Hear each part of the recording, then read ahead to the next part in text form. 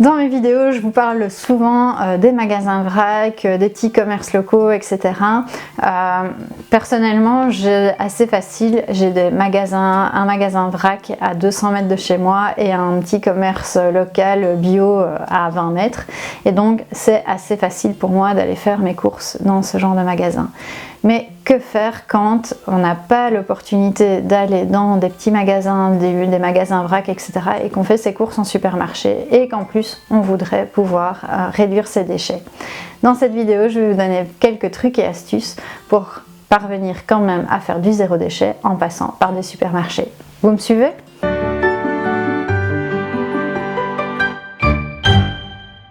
La première astuce, le premier conseil en tout cas que je peux vous donner quand vous faites vos courses en supermarché, c'est de surtout ne pas hésiter à prendre vos sacs en coton, vos sacs à vrac, etc.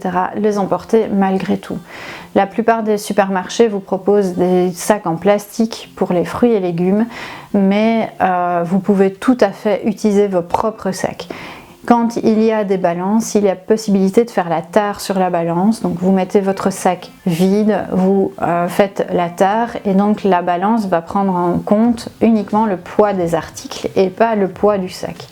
Et donc là, vous pouvez tout à fait coller l'étiquette qui va sortir de la balance sur votre sac en tissu et vous n'aurez payé finalement que le contenu du sac et pas votre sac. Donc ça, c'est vraiment quelque chose auquel il faut penser. Même quand on va en supermarché, n'hésitez pas à prendre vos contenants avec. Normalement, tout est prévu pour pouvoir les accepter. Vos contenants vont aussi vous permettre par exemple d'acheter du pain, d'emballer le pain que vous allez pouvoir acheter et le faire découper ou le découper vous-même au supermarché. Vous allez pouvoir aussi emballer ce pain dans votre propre sac. Et vraiment tout ce qui est disponible en vrac dans les magasins où on vous les propose en général avec des sacs en papier jetable ou des sacs en plastique, vous allez vraiment pouvoir les mettre dans votre propre contenant.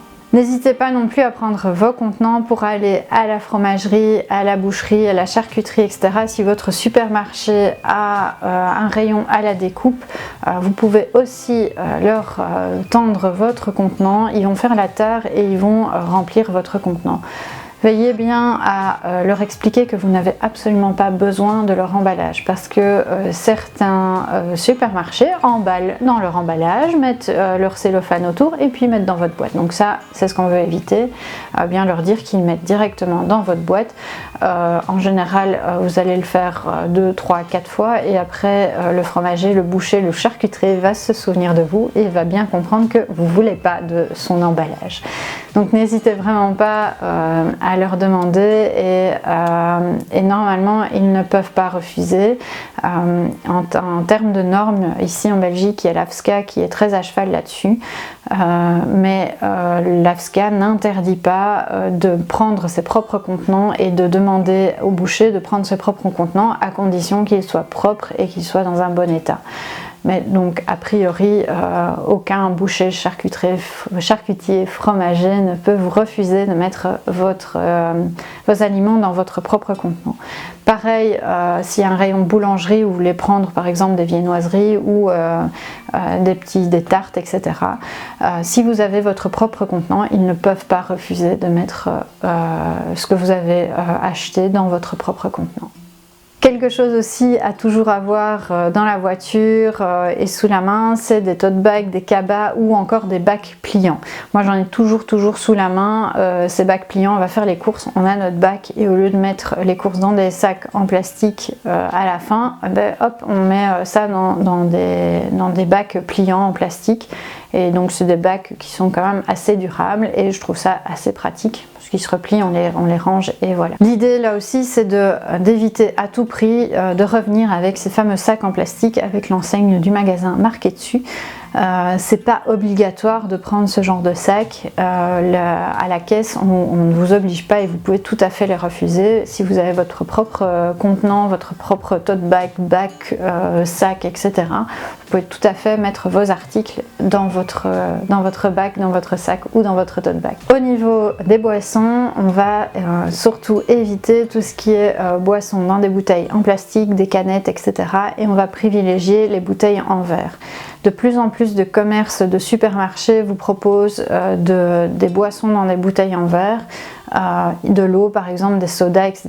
Ça existe en bouteille en verre. Pareil pour tout ce qui est jus de fruits, là aussi c'est possible en bouteille en verre. Si vous êtes fan des grenadines et autres sirops à la menthe, etc., il y a aussi la possibilité de les trouver en bouteille en verre.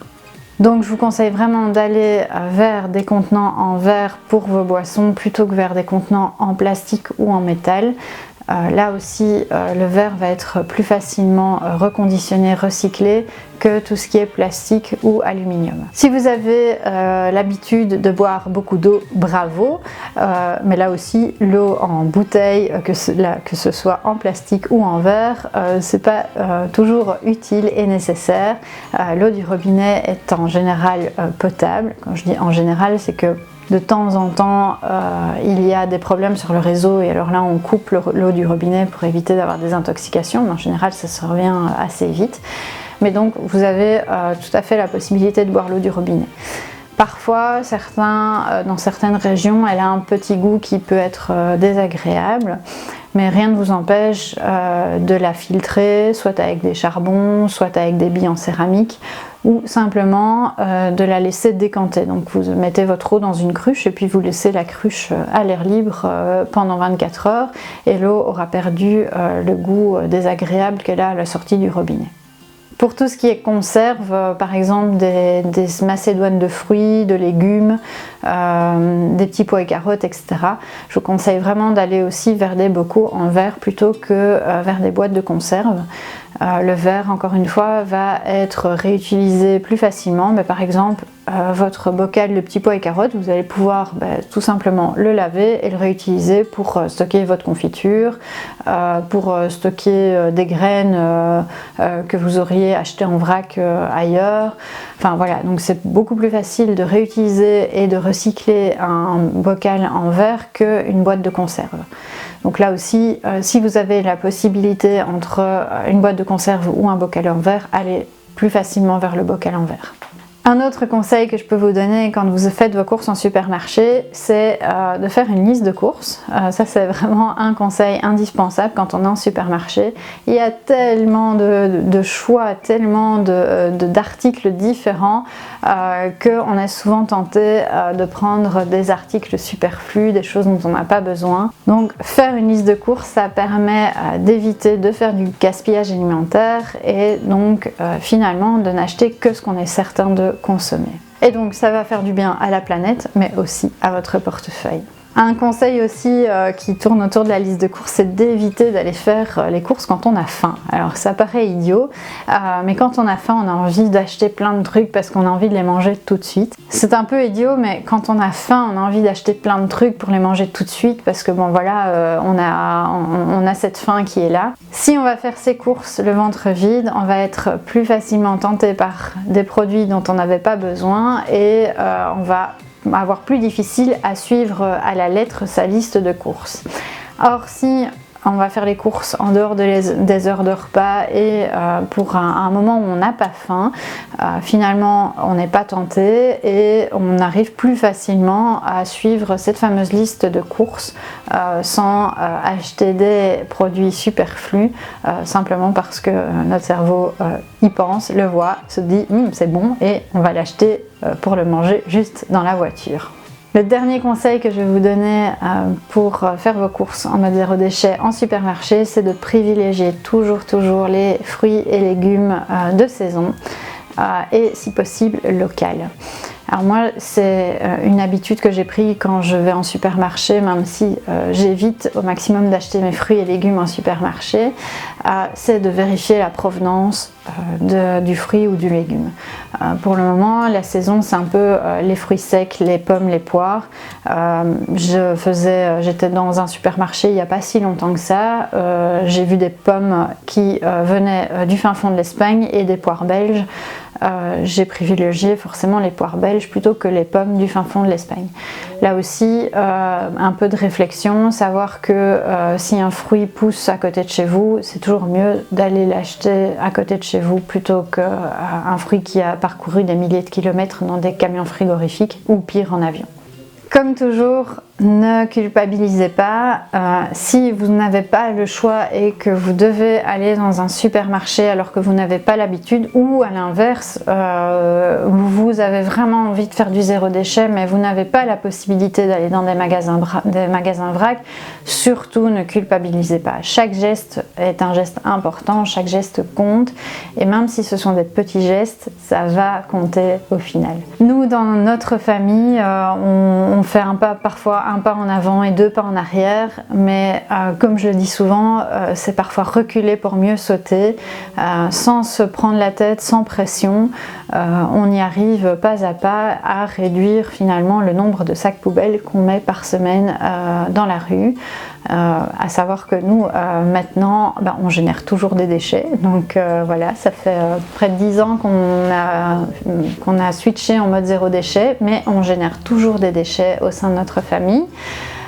Mais par contre, pour une famille de 5, on va avoir un sac poubelle de 60 litres à peu près toutes les 3 semaines actuellement. Donc voilà, on y va petit à petit, on réduit petit à petit. Parfois on a un peu plus de déchets, parfois un peu moins, et quand on en a moins, voilà, on est content, on se félicite et on s'encourage à garder nos bonnes habitudes. Donc là, le maître mot, c'est vraiment de ne pas culpabiliser. Si vous allez en supermarché, il y a des possibilités, il y a des choses à faire pour éviter les déchets, et surtout ne culpabilisez pas si vous n'y arrivez pas. Chaque petit geste va faire changer les choses. Si vous avez aimé cette vidéo, n'hésitez pas à mettre un petit pouce de like, abonnez-vous à la chaîne, ça fait toujours plaisir. N'hésitez pas non plus à aller nous suivre sur les réseaux sociaux, et moi je vous dis à bientôt dans une nouvelle vidéo.